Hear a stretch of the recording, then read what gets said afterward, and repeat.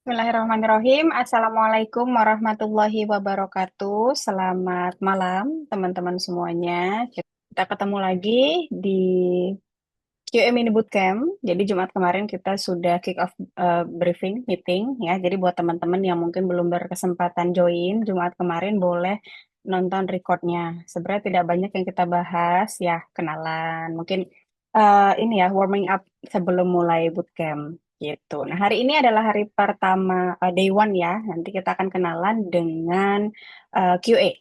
Makanya judulnya hari ini adalah QA Introduction. Oke, kita langsung aja ke materi karena durasinya tidak lama. Untuk Slido masih pakai yang kemarin ya. Ini teman-teman bisa join di sini, ini kodenya.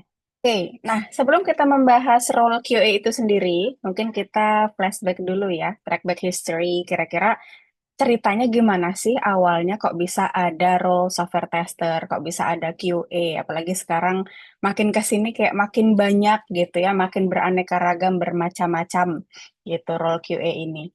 Awalnya gimana sih gitu. Jadi peran QA ini sendiri atau software tester itu muncul sebagai bentuk respon ya terhadap semakin kompleksnya perangkat lunak atau software yang dibuat, yang dibangun, yang didevelop gitu ya, dan juga meningkatnya tuntutan dari pengguna. Pengguna ini user, orang yang pakai softwarenya gitu ya. Pengguna menuntut untuk produk yang berkualitas gitu. Jadi dulu awal mula software development kan pasti ada developer gitu kan. Role yang paling pertama utama yang building aplikasinya adalah developer. Oke, mulai dari developer building aplikasi, semakin banyak mungkin aplikasi yang dikembangkan, baru mulai kerasa nih bahwa oh ternyata kualitas itu perlu gitu ya. Apalagi softwarenya semakin kompleks, mungkin kebutuhan pasarnya meningkat, jadi makin nggak cuman simple software gitu ya, tapi makin ribet, workflow-nya makin kompleks, makanya dibutuhkan nih adanya pengujian gitu ya. Nah, di awal-awal masa pengembangan software itu pengujian sifatnya ad hoc. Jadi untuk tambahan aja, enggak yang harus selalu ada, tidak, cuman kalau dibutuhkan aja. Dan dulu awal mula sebelum ada role QA tester gitu ya, itu masih programmernya langsung yang melakukan pengujian terhadap kode yang mereka tulis sendiri gitu. Jadi ya untuk memastikan bahwa oh mereka buat fitur A yang mereka cobain sendiri fitur A-nya jalan apa enggak sebatas itu gitu. Jadi proses pengujiannya ini tidak ada istilahnya apa ya testing flow dedicated atau istilah itu yang benar-benar structured testing. Oh harus gimana gitu ya metodologi testing tertentu itu nggak ada. Ya udah cuman sebatas ngetes berdasarkan requirement aja. Programmernya building apa, dia ngetes seperti apa gitu. Dan juga tentunya di sini knowledge yang dipakai dalam pengujian itu ya sebatas dari pengetahuan dan pengalaman programmer itu sendiri gitu. Ya, jadi memang sangat terbatas. Oke, nah salah satu titik balik penting gitu ya, ketika ini trackback ya jauh ini ya 1958 nih ketika NASA menjalankan Project Mercury. Ini project untuk mendatangkan manusia ke bulan gitu ya. Jadi manajer operating system development-nya si Jerry Weinberg ini membentuk sebuah unit kerja group testing dari para profesional. Nah ini karena dirasa kan sangat high risk gitu ya, resikonya sangat besar ketika ingin melakukan project ini. Makanya sudah dirasa nih, sudah dirasa bahwa diperlukan adanya proses testing. Nah, langkah ini menjadi tonggak awal terbentuknya tim pengujian yang terorganisir. Ya, dari yang sebelumnya cuma ad hoc gitu ya. Nah, sekarang dari sini nih salah satu gitu ya yang menjadi tonggak awal bahwa oh kita butuh nih tim pengujian gitu ya yang terorganisir, mungkin terencana dengan baik gitu ya, tertata lah untuk pelaksanaannya prosesnya gitu ya. Walaupun sebenarnya tidak ada ini ya bahwa oh ini satu-satunya reason enggak, ini cuma salah satu aja. Kemudian sebenarnya ya banyak satu dan lain hal ya tadi ya karena adanya tuntutan kualitas, kemudian sistemnya semakin kompleks kan developer sudah sibuk sama building aplikasinya gitu ya, nggak sempet lagi kalau mau ngecek. Nah, dari sini sudah dirasa bahwa butuh nih gitu ya role tambahan untuk melakukan pengujian, dedicated role gitu. Walaupun kita nggak punya ya histori bener-bener oh satu sumber histori kenapa kayak ada itu nggak ada ya karena memang respon ya respon dari kebutuhan makanya ada role ini Begitupun sampai hari ini, kenapa makin banyak dibutuhkan QA, kalau teman-teman cari ya, lowongan QA itu ada ribuan gitu ya, tersebar itu aja baru Indonesia, belum worldwide, yaitu karena adanya kebutuhan. Kalau nggak ada kebutuhan, nggak akan ada opening ya. Oke, nah ini kenapa sih QA ini dibutuhkan gitu ya? Jadi pengujian kan quality assurance itu sebenarnya ensuring quality ya, dan salah satunya prosesnya adalah melakukan pengujian juga gitu ya. Nah ini untuk memastikan bahwa software yang dibangun atau perangkat lunak yang dibuat oleh developer ini bisa bekerja sesuai dengan yang diharapkan gitu. Jadi sebelum software itu dibuat, otomatis kan ada tujuan gitu ya. Ada istilahnya tuh. Oh iya, dokumen belum aku masukin di materi ini. Mungkin next ya. Nanti ada yang namanya requirement. Requirement itu adalah prasyarat, prasyarat. Jadi kayak kita mau bikin produk seperti apa sih gitu. Jadi dari awal pasti sudah dibahas kan, pasti sudah dibahas baik oleh tim manajerialnya, mungkin klien gitu ya, yang project base gitu kan. Dari kliennya sudah pengen, oh saya pengen buat e-commerce, misal contoh seperti itu. Jadi sudah ada nih harapan kriterianya pengen seperti apa fiturnya. Nah, nanti setelah dibuat sama developer, nah QA melakukan pengujian untuk memastikan bahwa sistemnya itu sudah sesuai dengan apa yang dipengen di awal gitu ya. Fitur-fiturnya berfungsi dengan baik, sesuailah dengan spesifikasi yang sudah ditentukan. Nah, spesifikasinya ini tertuang di dalam dokumen-dokumen biasanya. Kemarin waktu kick off aku sempat sounding ya bahwa QA dan beberapa role yang lain tentunya itu punya dokumen source of truth, baik itu mungkin PRD, Product Requirement Document, atau mungkin SRS, System Requirement Specification. Itu sebenarnya banyak ya bentuk dokumennya dan ini tidak mutlak oh harus dokumen A, harus dokumen B karena biasanya nanti di perusahaan itu tiap perusahaan itu berbeda dokumennya. Bahkan kalau misal sebuah perusahaan sudah mengimplementasikan penggunaan project management tools, gitu ya, sudah pakai Jira misalnya gitu kan, biasanya sudah nggak ada lagi dokumen di Microsoft Word gitu, biasanya sudah nanti pakai Confluence atau mungkin langsung dibuat dalam bentuk tiket-tiket backlog. Oh, fitur-fiturnya nanti yang mau dibangun seperti apa gitu. Tapi apapun bentuknya, yang penting tetap harus ada tertulis. Ya, karena kalau tidak tertulis nanti kalau misal yang tahu hanya Bapak manajer A, nah nanti kalau pas hari kita nguji atau hari developernya building Bapak si A nggak masuk, nggak berangkat, nggak ada gitu, kita mau nanya ke siapa? Konfirmasi terkait expected criteria, expected flow yang diharapkan gitu kan. Makanya idealnya dokumen itu harusnya tertulis, dokumen spesifikasi ini ya, requirement-nya itu. Gitu. Sehingga kalau misal teman-teman masuk di sebuah perusahaan yang nggak punya dokumen requirement, nggak ada dokumen spesifikasi terkait produk yang sedang dikembangkan, minta ya. Atau kalau memang, karena saya pernah ya kerja di perusahaan yang memang sangat belum matang, jadi kayak nggak ada gitu loh dokumen yang bisa dibaca gitu. Jadi ya bisanya nanya ke manajer, nanya ke project manajernya, ke mungkin developer yang sudah dulu pernah ketemu sama kliennya, ya kita buat mungkin dokumen catatan kita sendiri gitu ya. Tapi again, idealnya ada ya. Oke, kemudian dengan pengujian gitu ya, dengan ada quality assurance ini nanti diharapkan bisa meminimalisir potensi bug. Nah, nanti bug kita di pertemuan kesekian ya, tapi mungkin sedikit brief introduction dulu bahwa bug ini kita bilang aja sebuah kesalahan atau kecacatan dari software yang dibangun gitu ya, istilahnya mah satu tambah satu harusnya dua, ini di sistem satu tambah satu kok tiga gitu, salah gitu ya, tidak sesuai dengan spesifikasi yang ditentukan. Nah, itu berarti ada kesalahan gitu dari sistemnya. Nah, dengan adanya pengujian, dengan QA software tester menguji gitu, tidak tujuannya bukan untuk membuat software itu 100% zero bug. 100% tanpa bug. Oh, ini sistem sudah perfect, nggak ada bugnya sama sekali. Nanti kita akan belajar di testing principles. Jadi ada namanya prinsip dasar testing bahwa zero bug ya atau apa ya namanya itu tuh impossible gitu. Jadi tugas QA hanya bisa meminimalisir potensi failure, bug, defect. Karena apa? Sistem apalagi semakin kompleks gitu ya, itu pasti akan makin banyak celahnya gitu. Dan bug atau kesalahan ini tidak melulu functionality ya, teman-teman, tidak melulu tadi ya satu tambah satu sama dengan dua. Bisa jadi hanya secara warna gitu. Oh ini warnanya merah, ternyata customernya pengennya pink gitu, contoh gitu ya. Nah itu bisa menjadi sebuah kesalahan yang harus diperbaiki oleh developernya.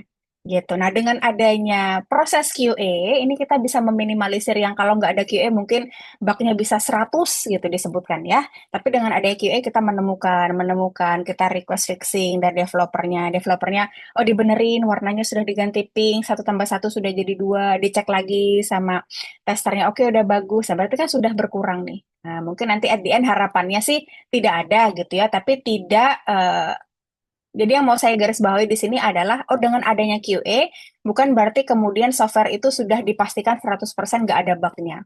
Gitu ya, tapi tugasnya QA untuk meminimalisir, menemukan sebanyak-banyaknya defect atau bug dari sistemnya. Karena balik lagi, kualitas itu sebenarnya tanggung jawab bersama gitu ya. Cuman di sini memang ada satu role yang dedicated untuk software quality.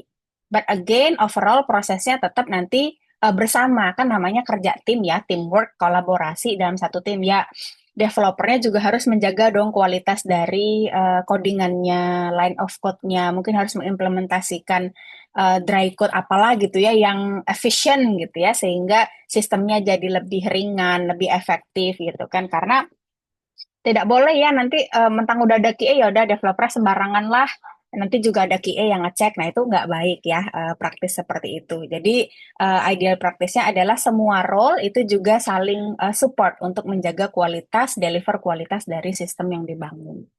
Gitu. Kemudian tujuannya nih ada software quality, ada pengujian itu supaya sistem yang kita bangun ini easy to use, gitu, user friendly, mudah dipakai. Karena apa? Sudah bikin software susah-susah berbulan-bulan. Kalau nanti at the end customer kita, user kita itu nggak mau pakai gara-gara nggak nyaman, ya percuma. Kita nggak bisa jual software kita. Nggak apa namanya kan tujuan bikin software biasanya untuk dijual ya dapat customer sebanyak-banyaknya gitu ya. Nah kalau nggak nyaman digunakan ya orang nggak akan mau pakai dong gitu. Jadi makanya di sini QA juga terlibat nih dalam ensuring bahwa oh produknya ini nanti akan mudah untuk dipakai gitu. Karena QA melihat dari user perspektif. Kita ngetes itu nanti seolah-olah kita ini nanti user yang mau make gitu. Jadi biasanya user ngapain sih? Oh kalau beli barang, oh coba masukin keranjang, tapi nggak jadi beli gitu. Biasanya seperti itu gitu ya. Atau berminggu-minggu, berbulan-bulan tuh barang ada di keranjang. Nanti kalau tiba-tiba out of stock gimana ya behavior dari sistemnya gitu. Jadi kita menguji itu dari banyak sekali skenario yang mungkin dilakukan oleh siapa namanya user, customer, orang yang akan pakai sistem kita.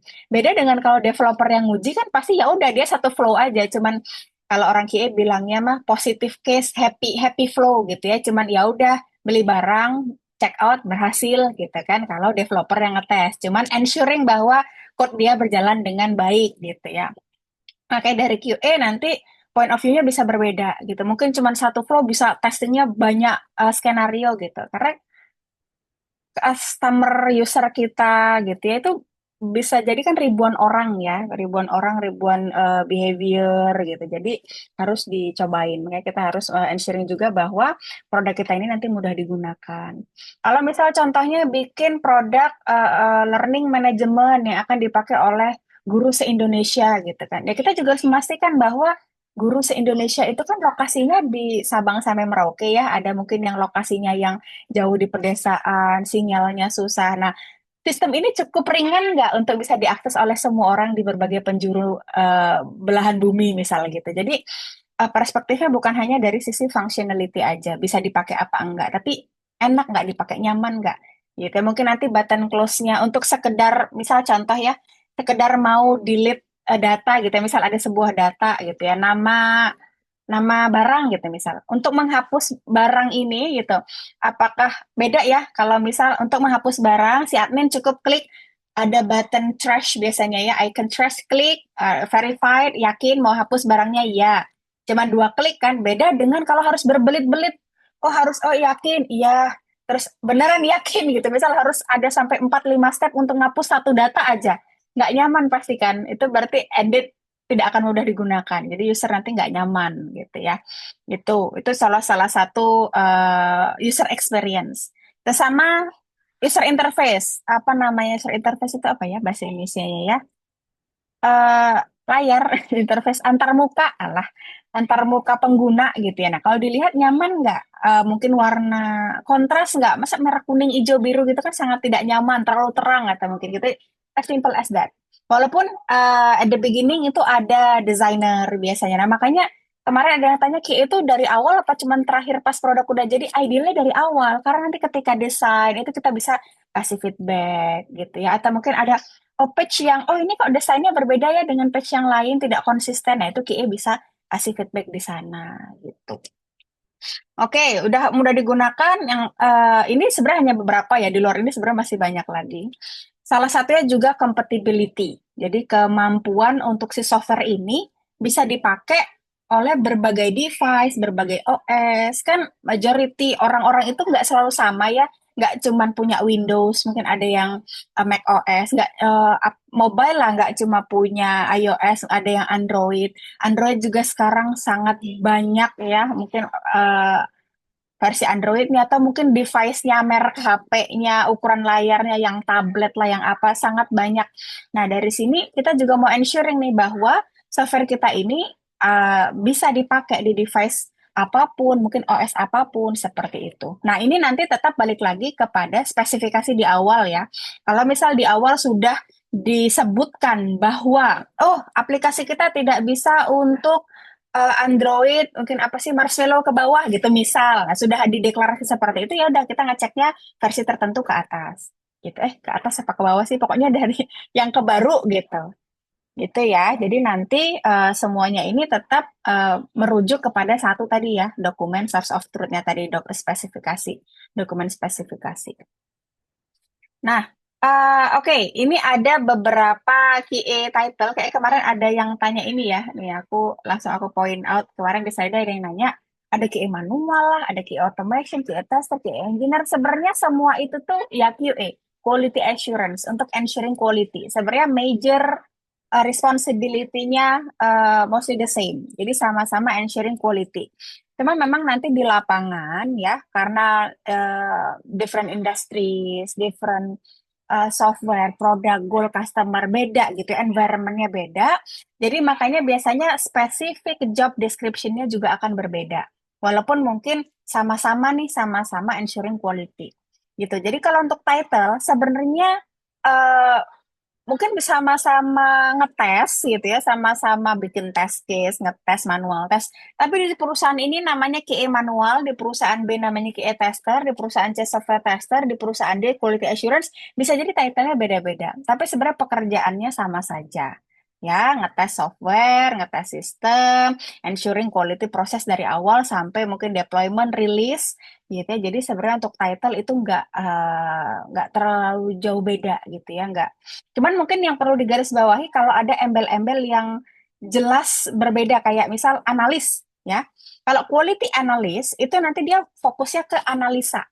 Nah, nanti biasanya apa namanya kerjanya lebih fokus ke analisa bisnis prosesnya. Jadi sama ensuring quality tapi major concern-nya adalah di bisnis prosesnya. Untuk ensuring bahwa oh nanti at the end ini bisa kepake nggak sama user, bisa dijual nggak gitu. Nah, aku pernah apply ke sebuah perusahaan, dia corporate, dan dia punya dalam tim development-nya ada QA analis, ada QA manual, ada QA automation. Gitu. Nah, itu dibagi. Yang QA analisnya fokusnya untuk bikin test case. Jadi menganalisa dokumen requirement dari sisi bisnis proses, bisnis flow-nya seperti apa, dibuatlah rencana pengujian. Nah, nanti yang untuk eksekusi test case-nya itu dari tim QA manualnya atau QA testernya. Gitu. Kemudian nanti diotomatisasi testingnya tadi yang sudah dijalankan secara manual oleh tim automation. Biasanya yang sedikit membedakan di situ si analis, QA aja, jadi software tester, QA manual itu sama. Ya, tapi nanti kalau sudah ada embel-embel automation, engineer, ya, apa SDET, software development engineer in test, software engineer in test, SEIT gitu ya. Itu nanti sudah masuk ke ranah automation. Nah, di sini sudah butuh nih programming knowledge ya, ability to write code, ya, understanding coding itu nanti di automation engineer itu sudah masuk. Ya, tapi ada juga nih, aku bilang aku pernah kerja itu karena aku sudah gonta-ganti perusahaan mungkin 5 6 kali ya, jadi sudah cukup berpengalaman di working environment yang berbeda atau title yang berbeda. Aku pernah punya title QA engineer. Oh, keren ya. Tapi kerjaannya ya QA manual aja, belum belum ngoding, ngetes manual aja. Jadi balik lagi itu ke perusahaan masing-masing karena yang bikin title-nya itu kan biasanya HR ya, tim HR. Jadi whatever the name is, as long as your job requirement is to ensure product quality, ya kamu berarti software tester gitu, software quality assurance gitu ya.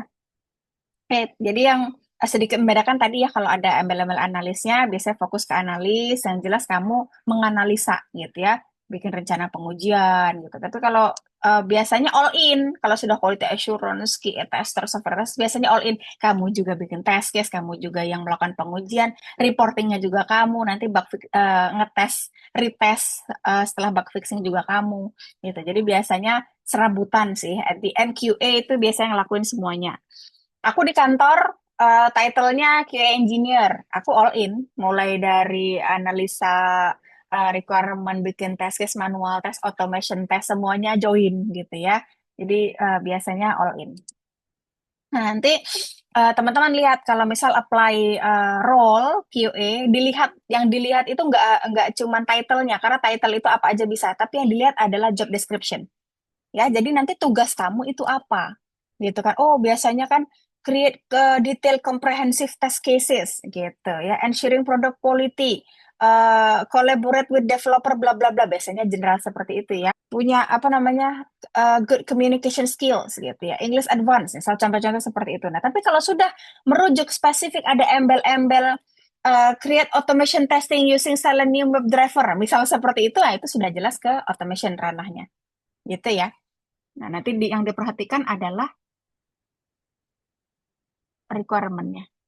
Kemudian untuk jenjang karir, nanti kalau misalnya teman-teman sudah memulai karir sebagai software quality assurance gitu ya, nanti seiring berjalannya waktu, nanti kan akan ada yang namanya naik pangkat gitu ya. Masa kalian selama 5 tahun, 6 tahun kerja bahkan bakal stuck di sana terus, kan nggak mungkin. Kalian akan punya junior. Nah, nanti sebelum naik pangkat gitu ya, aku sarankan kalian untuk memilih terlebih dahulu. Pilih tujuan hidup kalian. Cah. Jadi udah milih nih, ada 2 cabang nih. Kalian mau jadi individual kontributor atau mau masuk ke manajerial.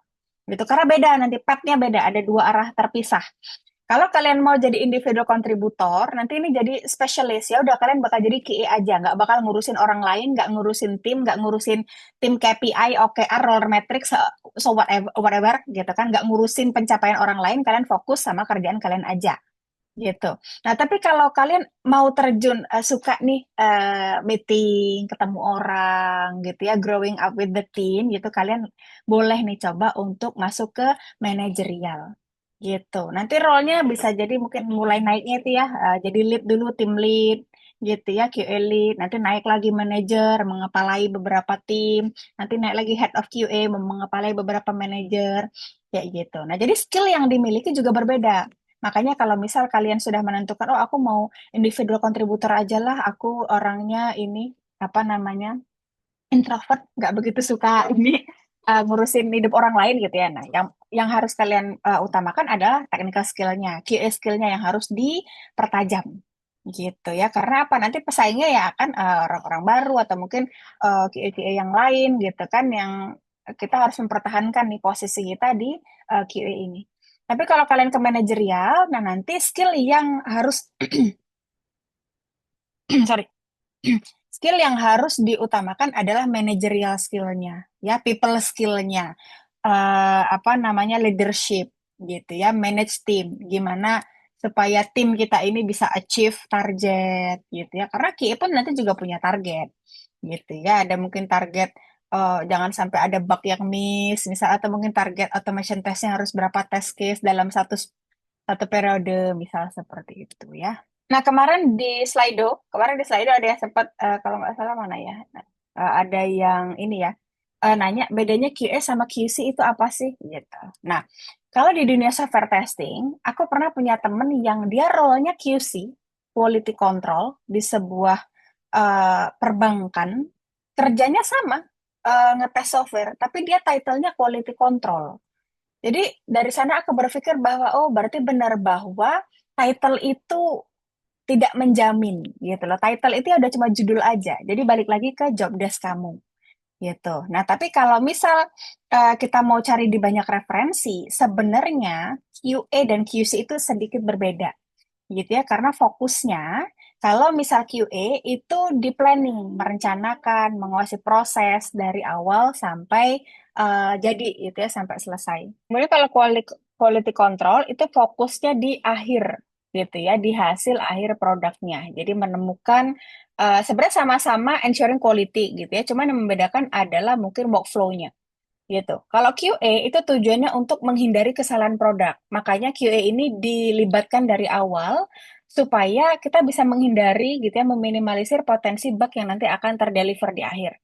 Jadi kayak misal kita di fase desain kita ikut nih, karena siapa tuh ada desain yang salah, kan namanya semua yang bikin manusia ya, possible ada human error.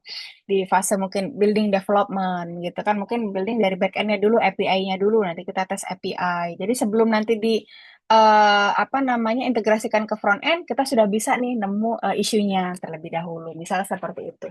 Tapi kalau QC ini memastikan produk sesuai standar kualitas perusahaan. Jadi biasanya produknya sudah jadi, sudah ada. Nah ini kita masih ini sesuai standar atau tidak gitu. Nah kalau cara kerjanya kalau di QA ini ada sistem manajemen tolak ukur kualitas perusahaan. Jadi nanti kita punya testing flow-nya, tes manajemennya gitu. Jadi dicari nih misal ada bug, ada defect gitu ya, kira-kira root cause-nya seperti apa. Ini fitur yang kapan dibangunnya gitu. Kalau misal QC ini cari sumber permasalahan, memperbaikinya gitu ya. Jadi nanti kalau ambil contoh gampang gitu ya, biasanya QC misal di produksi barang gitu. Misal produksi sepatu lah gitu kan. Sepatunya udah jadi baru di QC.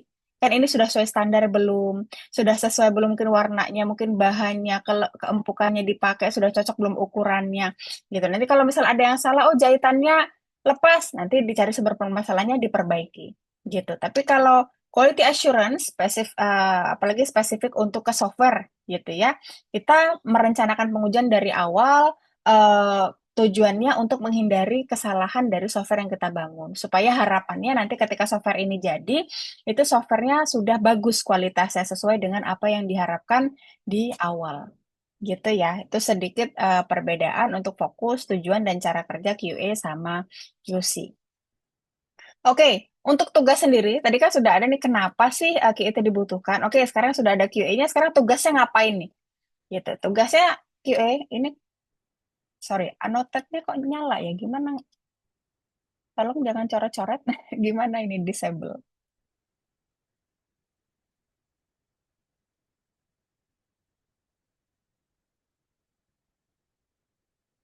Hmm,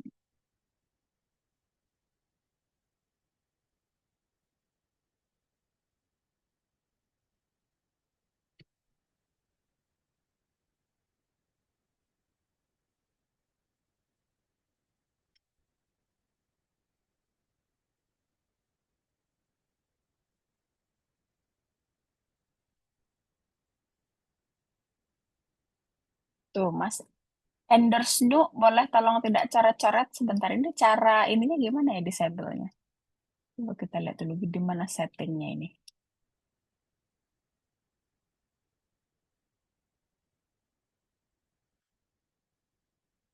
Disable annotation for others. Oke, udah. Coba masih bisa nggak coret-coret?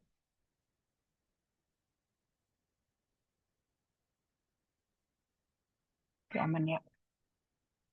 Oke, kita lanjut.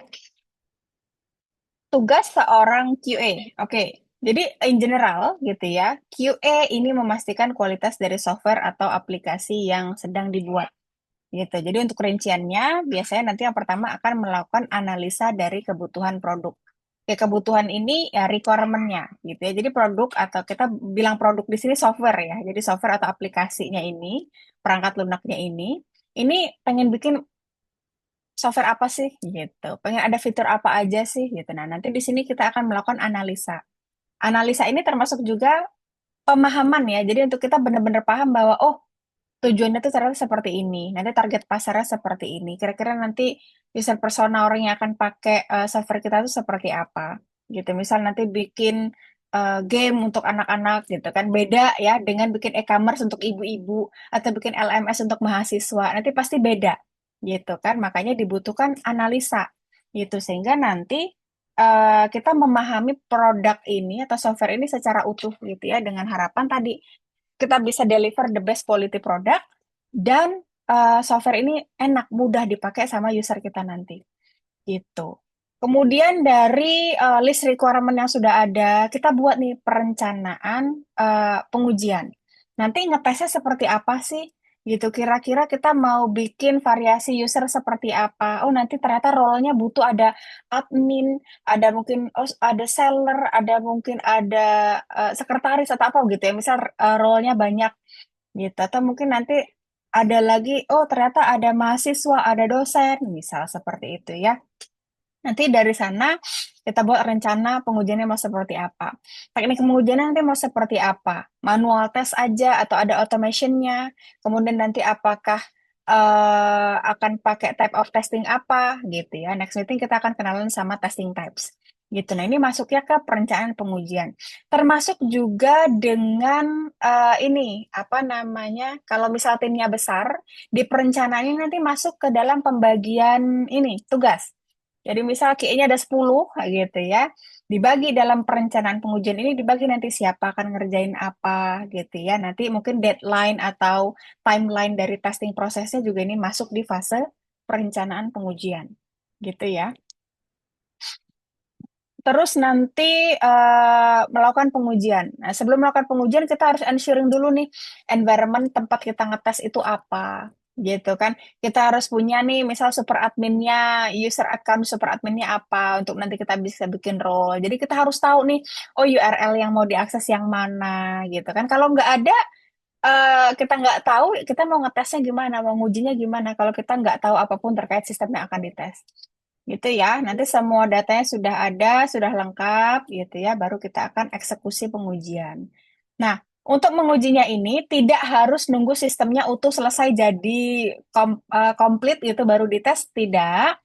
Biasanya seiring, bareng gitu ya, kan namanya fitur besar, pas sistem besar, software yang kompleks biasanya terdiri dari berbagai fitur. Nah, setiap fitur ini biasanya nanti kalau satu fitur udah jadi dites gitu. Jadi nggak nunggu semuanya jadi, dikit-dikit gitu ya. Tapi biasanya kayak dibagi kecil-kecil gitu ya. Misal fitur tambah data udah jadi, ya udah dites dulu tambah data. Belum bisa diedit, belum bisa dihapus nanti itu fiturnya masih dibangun sama developer. Tapi kita tes dulu fitur yang sudah ada.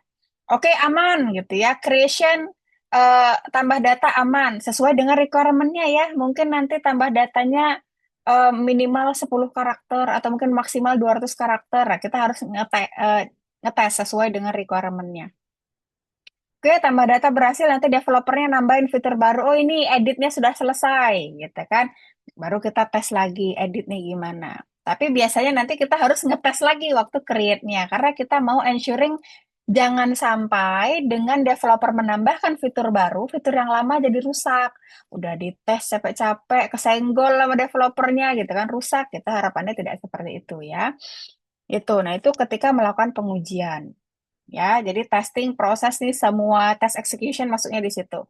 Termasuk juga kalau misal ada automation testing, ya.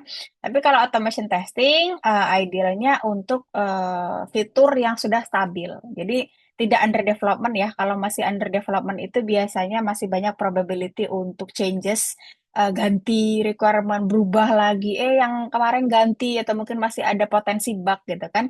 Jadi kalau mau di automation harus sistemnya, fiturnya sudah oke, udah settle, udah fix, nggak bakal diganti-ganti lagi, oke baru kita automate gitu. Karena kalau sampai sudah udah diotomatisasi, ganti lagi ya repot banget harus 2-3 kali kerja. Oke, setelah test execution, kita buat dokumentasi pengujiannya ya, baik itu mungkin ternyata hampir 100% test case-nya benar, yang masih ada defect yang mana, yang masih ada feedback yang mana gitu ya. Biasa dokumentasi ini mencakup sukses rate, failure gitu ya. Mungkin ada nanti kita ada lagi nanti ada bug classification, kita cek oh kira-kira ternyata di fitur ini nih yang sering banget ada bugnya, atau yang flaky nih fitur ini yang kemarin bener sekarang rusak lagi, kemarin udah bener sekarang ada lagi isunya gitu. Jadi nanti dari sana kita bisa menganalisa nih potensi-potensi permasalahan dari sistem itu gitu ya. Kemudian tentunya berkolaborasi ya. Kolaborasi ini kayak yang utama juga gitu ya, karena QA tidak kerja sendiri. Kemarin aku sudah kasih lihat role dari dalam sebuah development team itu, QA nggak sendiri ya. Ada developer, nanti ada mungkin desainer, ada product owner-nya gitu kan, mungkin nanti ada desain siapa lagi, ada manajernya, macam-macam ya. Nah, kita harus berkolaborasi supaya punya satu pemahaman yang sama gitu. Karena biasanya communication, ini lack of collaboration skill ini nanti bisa leads to eh, lebih banyak defect dari apa namanya softwarenya. Kayak kalau misal devnya ngertinya pahamnya A, QA-nya B, padahal product owner-nya mintanya C gitu. Dah itu udah pasti bubar jalan. Nanti pasti takes time lagi untuk benerin lagi, alignment lagi, meeting lagi gitu. Makanya alangkah lebih baiknya kalau dari awal sudah dibangun kolaborasi yang sehat, yang baik gitu ya. Semua anggota tim punya pemahaman yang sama, jadi bisa sekali jalan gitu loh. Oke, produk minta softwarenya ABC, oke, developernya ngerti, dibangun sesuai gitu ya. QA-nya ngetes, oke, karena ngerti kan pengennya bikin fitur seperti apa, jadi itu nanti akan lebih gampang.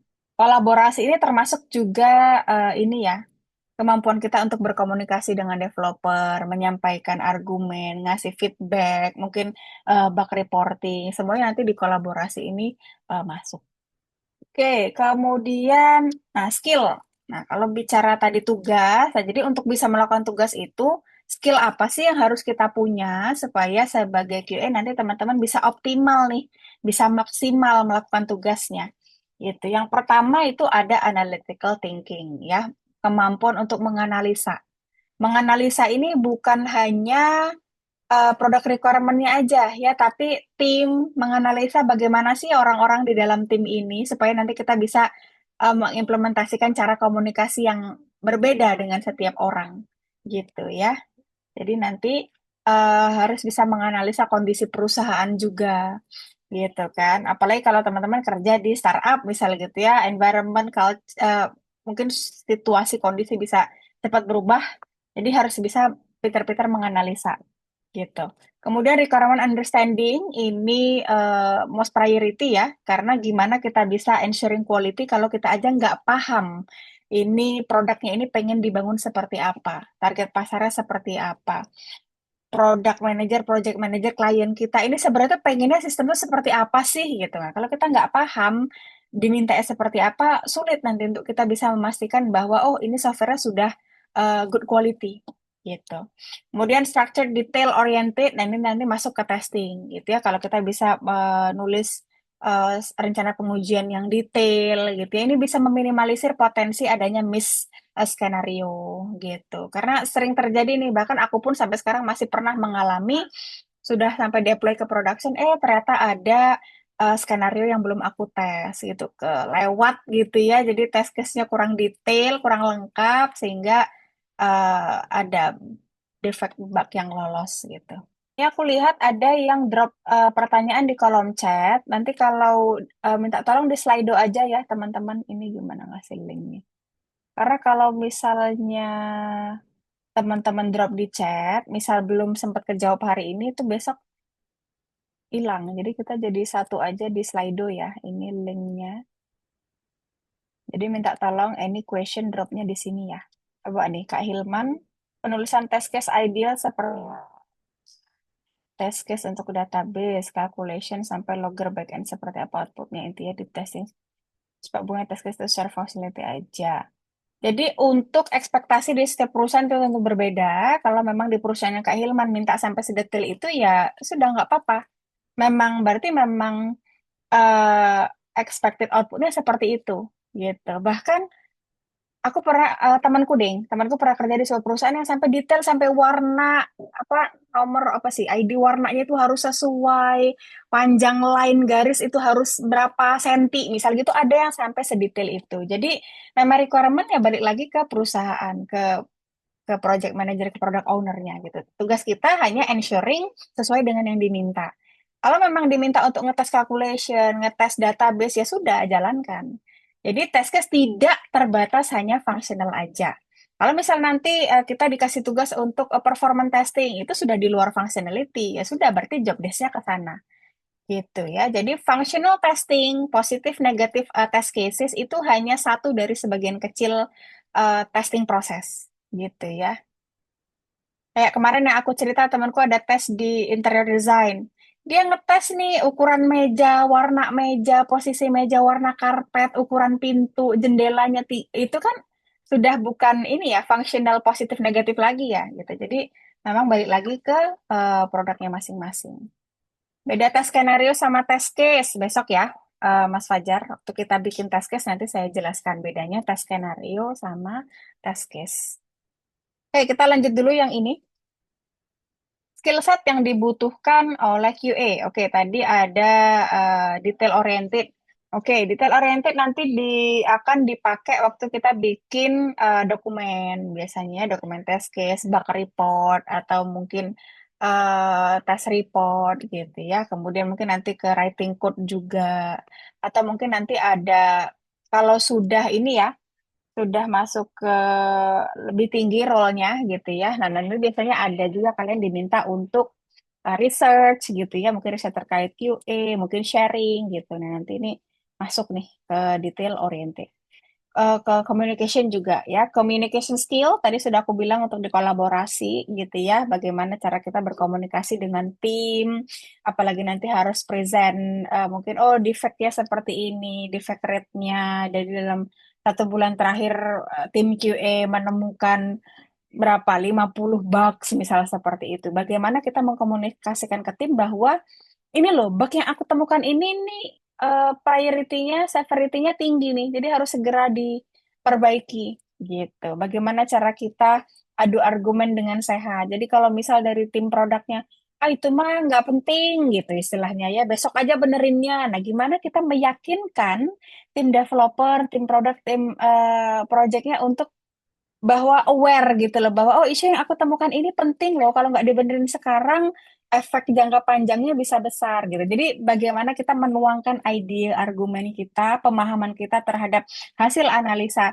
sistem hasil testing kita pada tim gitu ya. Jadi communication skill ini sangat penting ya, sangat penting. Bagaimana kita bisa didengar oleh tim. Jadi misal dalam tim meeting itu kita tidak hanya menjadi silent reader gitu ya, apalagi nanti ketika membahas sebuah requirement, tiket grooming, refinement gitu ya, kita cuma diem aja. Gimana QA ada pertanyaan?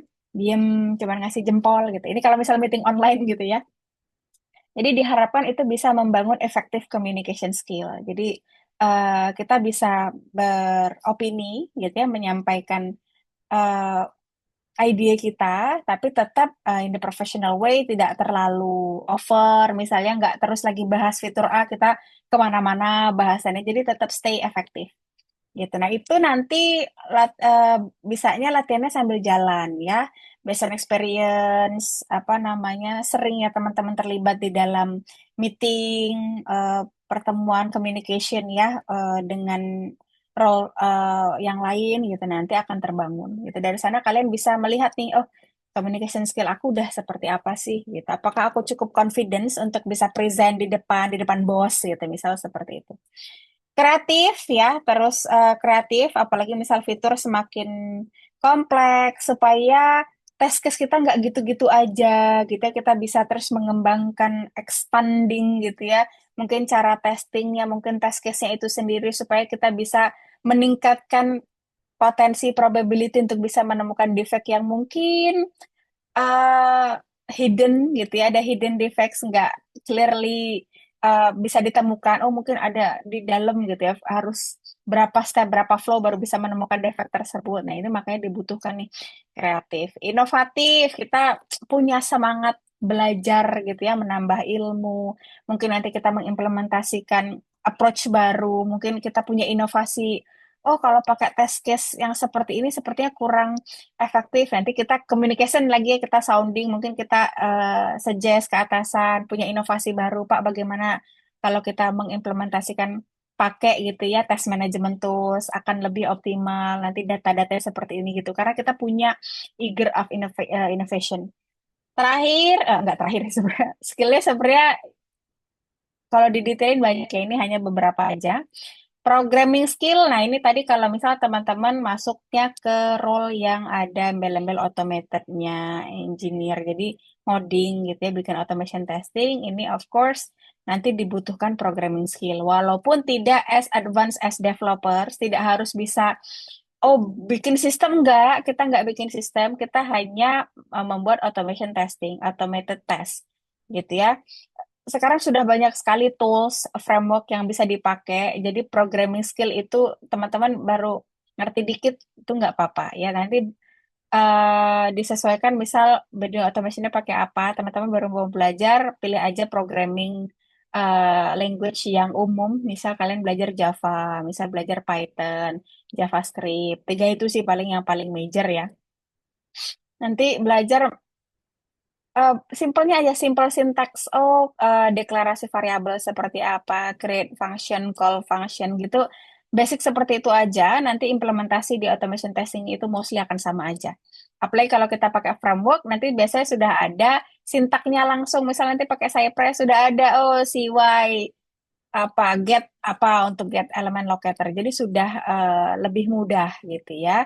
Jadi untuk programming understanding dari QA itu ya cukup secukupnya aja lah gitu. Untuk teman-teman bisa tahu, oh ini namanya variabel, oh ini namanya fungsi, oh ini namanya kelas. Nggak harus terlalu advance, nggak apa-apa. Nanti bisa sambil jalan, belajarnya sambil praktek. Itu malah lebih marem istilahnya ya.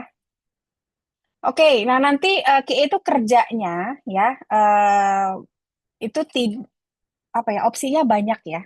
Jadi tadi aku bilang kan perusahaan bisa beda-beda. Itu sama juga dengan platform pengujiannya bisa beda-beda ya. Jadi bisa jadi kamu di hire sebagai QA tapi kamu ngetes website aja. Kayak aku. Aku di kantor nggak ada pegang mobile ya. Bahkan mobile web nggak ada. Jadi purely cuman website aja, cuma pakai laptop aja. Tapi ada juga kemarin waktu Iska Meetup tuh aku ketemu temen dia ngerjain web iya, mobile web iya, mobile app Android iOS iya, semua dikerjain gitu. Ada yang seperti itu. Jadi ini balik lagi ke company requirement ya, kebutuhan dari perusahaannya seperti apa. Mungkin kayak Mas Hilmi tadi, oh butuh nih ngetes data di database-nya. Ya sudah, berarti memang requirement dari perusahaannya seperti itu, ya udah dijalankan aja itu memang berarti job desk GA di sana seperti itu. Oke, nanti di database layer kita harus ngetes database-nya. Oh, kalau soft delete di database masih ada apa enggak? Kalau hard delete beneran kehapus nggak di database-nya? Kalau tambah data di database-nya bener nggak ketambah? Misal aku tambah data 2 kali bener nggak? Ya misal seperti itu contoh.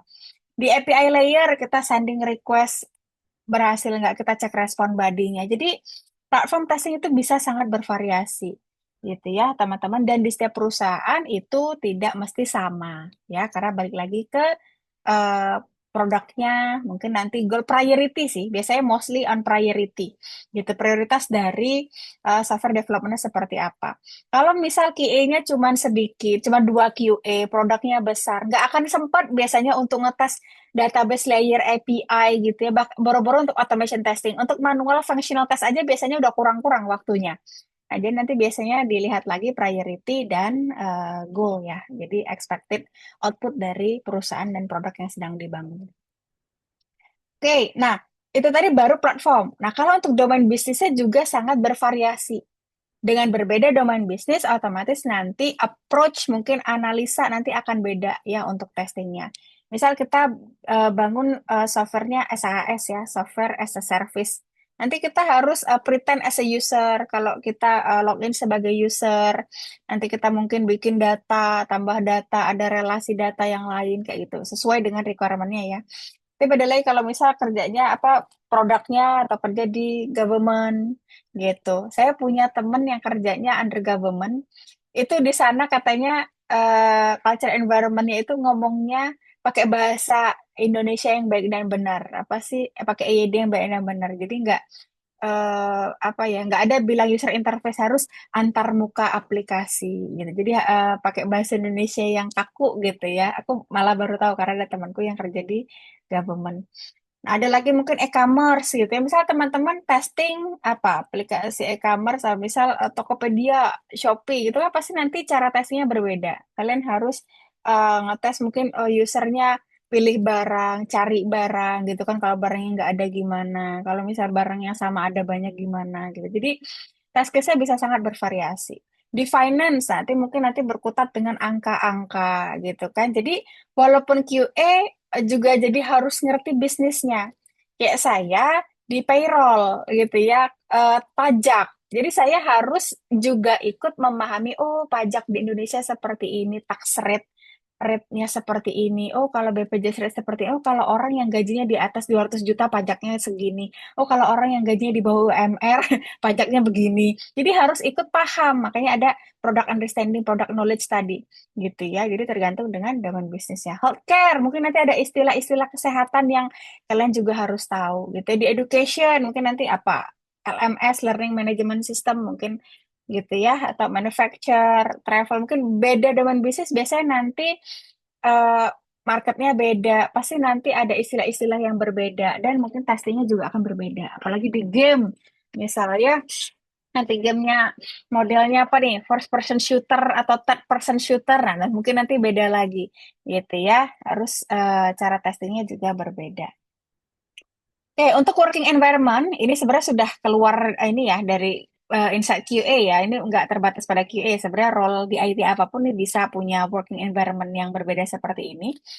Oh, teman-teman kerja di corporate ya, perusahaan PT apa gitu misalnya, biasanya punya struktur yang lebih formal gitu ya. Ada proyek jangka panjang, biasanya sudah besar gitu ya PT apa. Yang kayak tadi aku bilang ini ya, oh di perusahaan itu ada QA analis, QA manual, QA automation. Nah itu corporate.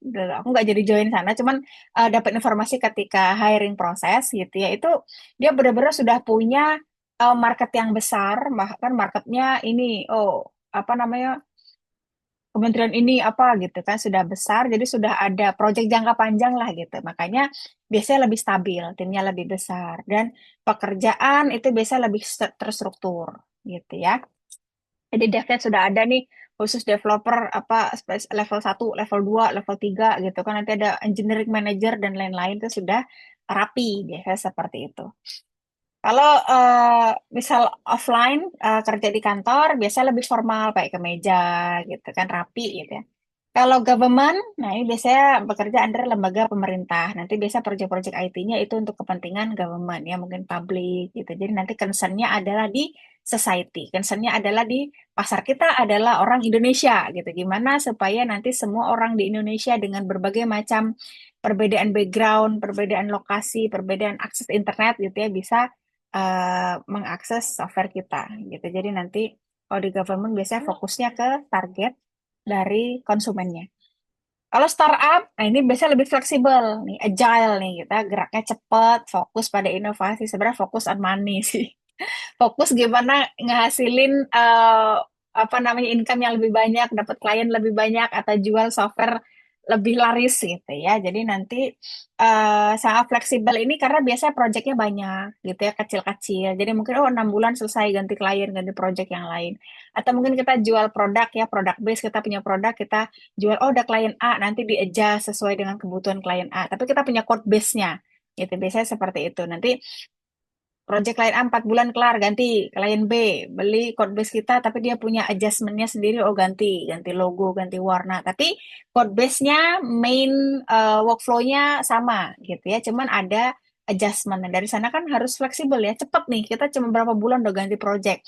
Atau bahkan seringnya satu QA di-assign ke 2, 3 project yang berbeda, udah nyampur tadi kepala. Makanya dituntut untuk kemampuan adaptasi yang tinggi karena sering sering kali ya oh dipindah tim, pindah project gitu ya atau mungkin ditambahin kerjaan yang bukan ranahnya gitu. Makanya biasanya di startup nih lebih harus lebih fleksibel tapi lebih santai. Biasanya nanti kerjanya boleh kaosan, santai gitu kan. Biasanya kalau di startup mah banyak ada ruangan khusus gaming, playroom, ada main apalah biasanya itu biasanya kayak lebih enjoy gitu tapi untuk kerjanya ya juga lebih banyak gitu. Ada lagi model work environment itu yang outsourcing. Jadi memberikan layanan kepada perusahaan lain. Jadi kita kerja di bawah. Contoh lah kalau di Indonesia seperti yang paling umum Glints misalnya kita kerja di bawah Glints tapi nanti dari Glints kita dipekerjakan ke company kliennya Glints. Jadi secara employment record kita nih karyawannya Glints, tapi daily basis kita berangkat ke kantor PT Maju Mundur misalnya gitu kan. Jadi kita berangkat ke sana kerja sama timnya PT Maju Mundur gitu, tapi secara employment, secara penggajian kita tuh di bawahnya Glints gitu. Jadi ini outsourcing gitu ya. Jadi company PT Maju Mundur tadi yang menghubungi Glints, saya butuh ini nih butuh orang, butuh karyawan ya. Kriteria seperti ini nanti yang meng-hire si Glints-nya gitu. Jadi ini kategorinya outsource. Kalau outsource biasanya bagi hasil, bukan bagi hasil ya, ada persenan karena kan Glints sudah nyariin orang ya. Jadi nanti gaji kita kepotong sama perusahaan tempat kita bekerja gitu. Makanya ya sebenarnya ini sih balik lagi ke preferensi masing-masing. Ada lagi freelance. Nah, kalau freelance kamu bekerja mandiri. Jadi kamu cari kerja sendiri, you are the owner of your work gitu ya. Jadi kita menawarkan jasa pengujian. Untuk freelance ini platformnya banyak ya. Nanti aku share deh linknya. Ada tester work yang paling umum ya. Nanti ada apa untuk kita bisa cari platform freelance atau part-timer QA. Itu kalau misal through platform. Kalau misal nyari sendiri, misal ada kenalan developer, dia lagi bangun project, nyari QA, aku kerja sama kamu ya, nanti rate-nya berapa per hour, misal seperti itu. Jadi itu benar-benar kalau freelance mah bebas aja ya. Jam kerja atau apa itu ya diatur sendiri gitu. Aku ada temen dia kerja di Australia. Aku nggak tahu ya itu masuknya startup atau corporate ya. Tapi working environment-nya itu by click hour. Jadi dia punya sistem ya. Jadi ketika kerja nanti diaktifkan sistemnya ini dia login gitu kan. Nah, ketika dia login nanti akan dihitung jam kerjanya. Jadi dia hanya kerja sesuai jam kerja yang dia kerjakan. Jadi start gitu kan, udah mulai kerja gitu kan. Nanti apa namanya, misal login-nya jam 8, nanti logout-nya jam 12 berapa jam tuh. Nah, nanti login lagi jam 1, logout jam 5. Nanti total satu hari itu dia kerja, itu yang dia bayar. Ketika dia nggak masuk, ya udah nggak dibayar. Ada perusahaan yang seperti itu kalau di luar ya biasanya. Ada yang seperti itu. Jadi bener-bener ya udah kamu dibayar berdasarkan kamu kerja. Gitu. Jadi kalau kamu nggak kerja, ya nggak dibayar. Nggak ada cuti, nggak ada apa. Tapi kalau yang udah kantor kayak ini, corporate government startup gini biasanya ada ini benefits ya, biasanya ada jatah cuti, misal setahun 12 hari gitu, bisa ada seperti itu. Nanti ada apa THR gitu ya. Tapi kalau model yang kayak temanku tadi ya udah nggak ada THR, kamu nggak masuk ya nggak dibayar. Kalau membuat catatan tentang QA yang saya pahami dari Zoom ini, publish di LinkedIn mencantumkan nama keapa apa diperbolehkan. Boleh, boleh banget. Saya justru malah encourage teman-teman untuk bisa reshare ya. Karena kan istilahnya kalau kita belajar diserap sendiri, ya udah besok bisa lupa. Tapi kalau kita dibagi, kita nge-share lagi ke orang itu nanti bisa lebih paham. Gitu ya. Mungkin nanti dari hasil sharing kamu di LinkedIn itu nanti bisa ada yang komen, ada diskusi gitu. Jadi bisa menambah wawasan lagi. Jadi boleh banget ya. Dan nggak harus dari pertemuan ini aja ya teman-teman. Mungkin boleh lagi tambahin knowledge-nya, cari mungkin googling, tanya ChatGPT, Gemini gitu misalnya untuk enrich lagi pengetahuannya. Nanti buat tulisan atau konten. Mungkin di sini ada konten creator bikin video. Skill set yang dibutuhkan QA ya misalnya gitu ya. Boleh banget. Saya sangat mendukung. Bug nanti ya, nanti kita ada materi sendiri khusus untuk bug report, aplikasi yang sering digunakan QA. Ini untuk apa nih? Untuk apanya? Kalau untuk test manajemen, nah nanti ada nama aplikasi test management tools. Nanti macam-macam ya, bisa ada TestRail, Case.io, ada apa Zapier, ada ClickUp gitu. Itu untuk test management tools.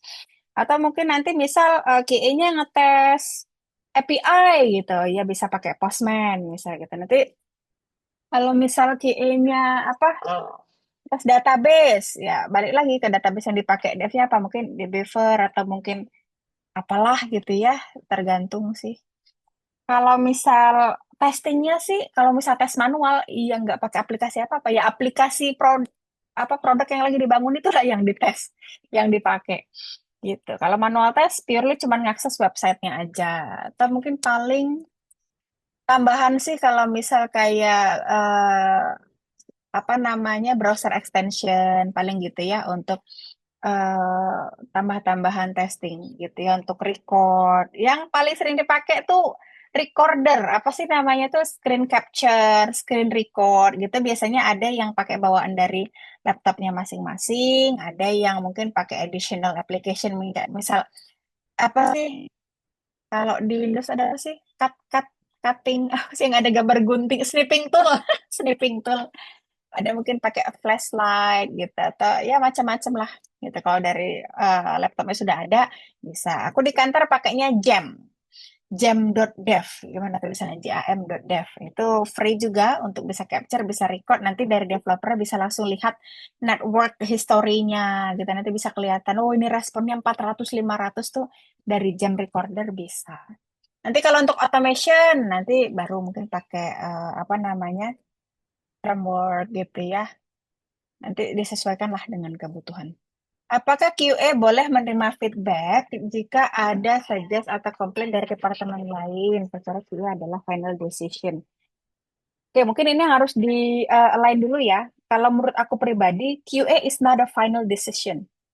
QA itu bukan decision maker. QA itu ngetes, nguji. Oke, kita hanya memberikan hasil uji.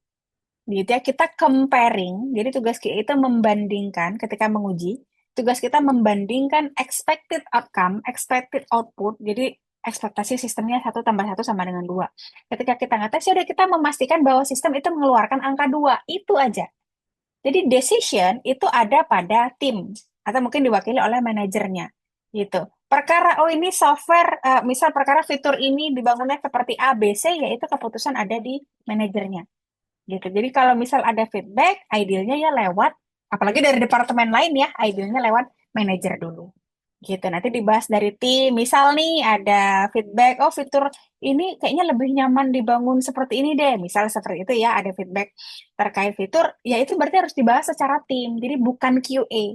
QA is not a decision maker gitu ya. Jadi secara requirement itu nanti dari project manager atau product owner, product manajernya gitu. QA ini hanya ensuring bahwa developer itu sudah bangun sistemnya sesuai dengan yang diminta. Jadi bukan QA yang minta, bukan QA yang menentukan, oh sistemnya harus seperti ini bukan QA. Ya, jadi yang menentukan decision, yang menentukan software mau dibangun seperti apa itu dari tim produk atau tim projectnya, gitu ya. Justru malah QA boleh ngasih feedback. Gimana kalau sistemnya begini begitu, tapi tetap decision itu tim atau manajernya, gitu ya. Jadi mungkin boleh nih didiskusikan lagi nih dengan timnya di kantor bahwa seharusnya yang megang decision itu bukan QA-nya. Ketika ada dua QA, apakah perlu melakukan testing terhadap pekerjaan lain? Harusnya nggak usah ya. Harusnya nggak usah. Kalau memang mau ada kayak double check, mungkin ke test case-nya. Jadi ada review test case. Nanti di testing proses boleh ditambahkan review test case. Jadi kita bikin test case di review. Kira-kira test case-nya ini sudah full coverage belum sih terkait fitur yang akan dibangun gitu. Nanti untuk eksekusinya ya harusnya sudah pada bisa lah ya. Harusnya sudah disesuaikan dengan rencana pengujian yang dibangun.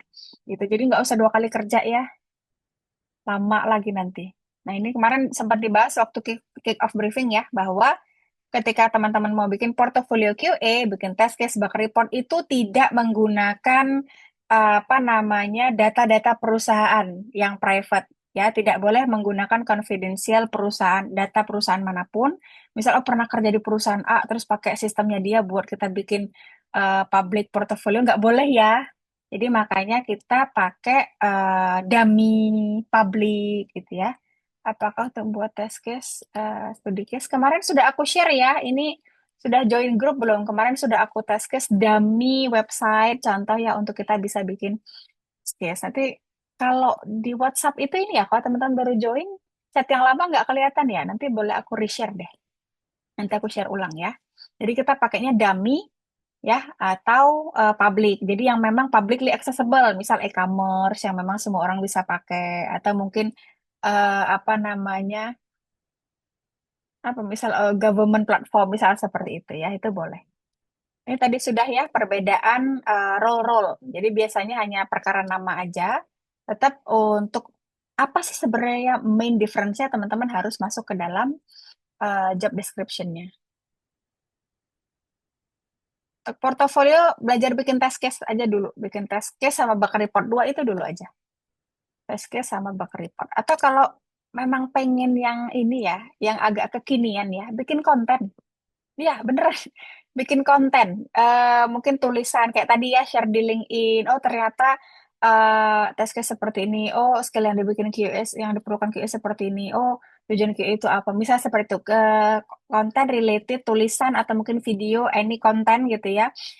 In any platform. Mungkin di Instagram, atau mungkin di YouTube, atau mungkin di LinkedIn. Bikin terkait QA. Nah, dari sana kalian sudah membangun portofolio self-branding bahwa kalian itu QA enthusiast gitu bahwa kalian memang antusias memang menyukai bidang QA. Jadi walaupun nggak punya background gitu, tapi kalian antusias. Terus ya join event, ya kayak gini ya, bootcamp. Nanti mungkin join bootcamp yang lain, mungkin ada webinar, event-event apa yang QA gitu ya. Itu bisa menjadi portofolio bahwa oh aku ada history record bahwa aku memang actively involved, mungkin di QA community gitu ya. Itu bisa menjadi portofolio kalian. Itu ya. Karena yang pengen dilihat sama recruiter adalah kamu nggak punya pengalaman QA. Terus kenapa kamu mau jadi QA gitu. Jadi kamu harus menunjukkan bahwa memang kamu punya ketertarikan di bidang ini. Apakah QA manual juga diperlukan tuh skill technical writer? Tidak ya. Jadi technical writer itu kan masuknya ke ini ya. Nanti technical writer ini soalnya role sendiri untuk nulis technical writer. Mungkin dia nanti nulis manual guide atau mungkin nulis apa namanya product branding. Mungkin jadi yang terkait writing gitu kan. Nah, tapi kalau QA kita fokusnya ke testing. Jadi nanti untuk skill ya bikin test case sih kalau aku. Tapi nggak tahu ya kalau misal di ada kantor yang QA-nya juga diminta untuk bikin manual guide, misal who knows gitu. Karena sekarang ini di dunia kerja bisa sangat tidak terprediksi gitu ya karena perusahaan kan ngurangin pengeluaran kalau bisa nge-hire satu orang disuruh ngerjain banyak kerjaan ada case seperti itu soalnya tapi mostly tidak dibutuhkan untuk posisi junior QA saat interview user apa yang akan ditanya mengenai technical. Oke, beda ya interview user sama technical interview itu beda. Jadi biasanya ada three level of interview. Interview AR, aku ada share di LinkedIn, kemarin udah share juga di grup ya. Interview AR itu general knowledge tentang your background, your interest, gitu ya, expected salary, current condition gitu ya. Nanti kalau technical biasanya nanti apa namanya usernya, maksudnya interviewernya nanti biasanya dari lead QA atau mungkin dari devnya ya. Kalau untuk technical ya terkait teknisnya QA. Jadi testing itu apa gitu. Kalau misal junior ya dulu pertama aku awal-awal jadi junior tuh pertanyaannya adalah kamu tahu testing type apa aja? Perbedaannya white box dan black box testing itu apa? Gitu. Terus dikasih studi kasus biasanya. Misal nih ada ini nih bolpen. Gimana cara kamu ngetes bolpen ini? Gitu. Aku dulu case-nya kursi. Dikasih gambar kursi, gimana cara kamu ngetes kursi ini? Gitu. Jadi aku bilang lah, apakah ukurannya sudah sesuai dengan requirement? Apakah warnanya sudah sesuai dengan requirement? Misal hitam, mintanya hitam sudah sesuai belum? Rodanya 4 sudah sesuai requirement belum? Jadi seperti itu. Nah, ketika aku masuk, aku ngomong saat itu aku bilang, apakah kursinya nyaman atau tidak? Langsung dipotong. Emang iya ada standar untuk kenyamanan. Bisa jadi buat kamu nyaman, buat aku enggak. Jeder. Langsung saat itu aku paham bahwa ketika testing itu kita tidak bisa memasukkan opini pribadi. Jadi memang harus berdasarkan requirement yang tertulis tadi gitu. Misal ya tadi ya warnanya harus A, mungkin ukurannya seberapa, rodanya harus 4 gitu. Jadi nggak bisa kemudian aku nyamannya rodanya 5 deh gitu. Jadi nggak bisa suka-suka QA-nya ya. Makanya harus ada requirement dari tim produk atau project-nya. Makanya again decision maker bukan di QA. Ketika QA mungkin ada insight, kayaknya biar lebih nyaman bisa, seperti itu bisa ya.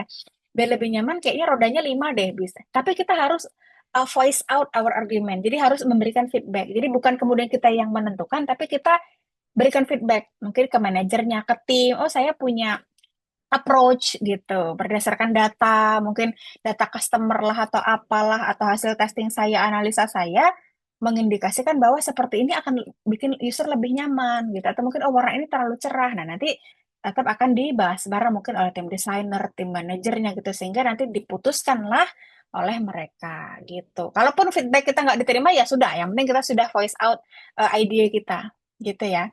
Jadi lagi balik lagi ke technical interview, nanti diperhatikan juga job description-nya. Misal job description-nya ada menguji API. Nah, nanti maka technical question-nya akan ada tuh yang API-API-an. Oh, sending request, nanti respon body seperti apa, nanti mungkin apa namanya status code 201 itu apa gitu. Jadi ya terkait dengan role yang akan kamu apply.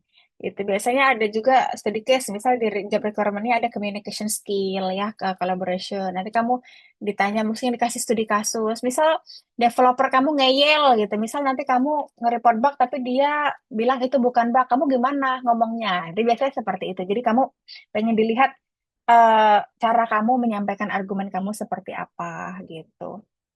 Kalau untuk technically-nya paling kamu bikin test case gimana gitu. Urutannya apa namanya? Kalau kamu bikin test case gimana? Kamu kalau bikin bug report gimana? Kalau misal ada bug yang kamu cuma ketemu sekali, terus kamu nyoba lagi nggak bisa, itu kamu report apa enggak? Jadi ya hal-hal terkait seputar testing gitu ya. Nah, nanti kalau ada udah lolos technical interview, biasanya ada lagi tuh user interview yang usernya ini adalah mungkin ownernya gitu ya. Jadi nanti lebih, aku pernah dulu jadi interview HR, technical, terus ke user terakhir ini, dia interviewnya apa sih rencana kamu 5 tahun ke depan? Bagaimana kamu melihat diri kamu 10 tahun ke depan? Kayak gitu coba pertanyaannya. Apa sih your biggest strength? Gitu. Apa sih kesalahan yang pernah kamu alami ketika kerja? Jadi kayak psychological test gitu ya, karena dia lebih melihat secara personality gitu. Tapi kalau untuk technical ya dipahami aja terkait testing proses ya. Testing principle ada apa aja gitu. Jadi biasanya hal-hal seperti itu. Terus apa lagi sih? Misal sudah kalian apply-nya ke automation ya, ya sudah nanti pasti akan disuruh. Dulu aku live coding, disuruh coba ini bikin, dites halaman ini bikin automation testnya seperti apa gitu. Nanti ada kalau automation ya sudah masuk ke teknikalnya ya terkait script. Nanti mungkin dikasih PR bikin automation test dari fitur apa gitu. Oke, last ya. Nanti hari Rabu kita lanjut lagi. Apakah semua tanggung jawab tes itu pas tidaknya testing produk dibebankan ke QA? Untuk pas tidaknya testing, ini kalau kita bicara terkait testingnya aja, iya QA. Jadi QA yang memvalidasi. Jadi kita sudah punya test case, misal kita punya 200 test case, kita ngetes 200 itu ya udah nanti yang pas berapa, yang fail berapa itu QA responsibility-nya ya. Jadi kalau misal kita ada skenario yang salah atau mungkin ada yang kita nggak ketes, nggak ada masuk dalam skenario, padahal itu jelas-jelas di requirement disebutkan harusnya gitu ya. Ketika user eh, nyimpen data, datanya muncul, lah ini ternyata datanya nggak muncul misalnya gitu kan, ya itu bebannya di QA. Betul, bahwa ketika testing proses, pas atau tidak ada testing produk itu dibebankan ke QA. Tapi nanti overall responsibility dari software quality itu tetap tim, gitu ya. Karena nggak bisa semua apa namanya gini, jangan bola panasnya di QA. Jadi makanya kalian harus testingnya full coverage gitu ya. Jadi sehingga ketika kita menemukan defect, bug atau apapun yang sepertinya tidak sesuai dengan requirement itu harus di voice out, langsung di mungkin chat di grup gitu, atau mungkin langsung temui developernya, manajernya gitu ya. Langsung kita kasih tahu bahwa oh saya menemukan ini, sehingga nanti bisa langsung dilacak nih, oh kira-kira ini apakah kesalahan developernya, ataukah ada misunderstanding dari requirement-nya gitu. Jadi biasanya kesalahan sistem tuh bukan hanya dari miss di QA-nya, bisa jadi developernya, bisa jadi dari requirement-nya yang, oh requirement-nya implisit, dia nggak secara gamblang disebutkan pengennya seperti apa, sehingga developer pemahamannya berbeda gitu, bisa jadi seperti itu. Jadi kalau ini ya, quality responsibility sebenarnya dipegang bersama. Cuman nanti kalau sudah masuk ke proses testing, itu memang QA-nya. Jadi kalau ada yang salah ngetes atau ada yang ke skip nggak ketes, itu memang responsibility dari QA-nya. Tapi nanti balik lagi nih, ada namanya quarter review. Jadi di review nih, biasanya ada satu developer yang kalau dia yang ngerjain itu ada aja bugnya, nyenggol sana nyenggol sini, QA-nya sudah ngetes, tapi besok bug lagi, besok salah lagi. Nah, jadi ini si dev-nya ini harus dicek gitu. Itulah kenapa ketika QA ngetes harus ada evidence, harus ada apa nah evidence tuh bahasa Indonesianya ya, bukti ya, bukti. Jadi ketika kita harus ngetes, oh ini sudah benar, ya kita ada screenshot, ada record, ada bukti bahwa ketika besok, loh ini kok salah gitu kan. Nah, kita ada bukti, oh ini Pak, Bu, minggu lalu sudah saya tes, bener kok. Nah, berarti kalau sekarang salah, itu devnya harus ngecek kenapa itu kemarin sudah bener kok bisa salah gitu. Jadi bola panasnya nggak di QA. Jadi bukan QA yang disalahin, oh QA-nya nggak ngetes nih gitu. Udah kita udah ngetes, ini buktinya, ini jam, menit, detik aku ngetes di platform ini gitu. Jadi nggak hanya QA-nya yang disalahin gitu ya, tapi kita bisa dicek lagi nih kira-kira sumber kesalahannya saat itu ada di mana gitu. Jadi evidence itu harus harus banget ya, mau hasil testingnya benar atau salah, kalian punya bukti bahwa kalian sudah ngetes. Karena kan kalau developer kerja ada barang gitu ya, ada hasil, ada produk yang dibangun. Kalau QA ngetes itu kayak nggak ada barangnya gitu. Makanya satu-satunya kayak bukti bahwa kita kerja itu ya evidence tadi, hasil tes report tadi ya, kita punya data, punya evidence, punya bukti bahwa ini loh hasil testing kita tuh sudah berhasil gitu. Oke ya, mungkin segitu dulu untuk brief Q introduction-nya. Nanti hari Rabu mungkin kita lanjut lagi sebelum pindah materi supaya lebih matang nih gitu. Karena di sini masih ada cukup banyak pertanyaan-pertanyaan terkait QA ya, general QA yang nanti mungkin bisa kita bahas dulu sebelum kita lanjut pindah materi. Oke, mohon maaf ini molor karena ternyata 1 jam kurang ya, saudari-saudari. Saya akhiri pertemuan malam ini. Terima kasih banyak untuk yang sudah meluangkan waktu. Semoga ada ilmu yang bisa diambil. Kalau ada tutur kata yang kurang berkenan, mohon dimaafkan. Saya tutup kelas malam ini. Saya akhiri. Wassalamualaikum warahmatullahi wabarakatuh. Sampai ketemu di pertemuan selanjutnya ya.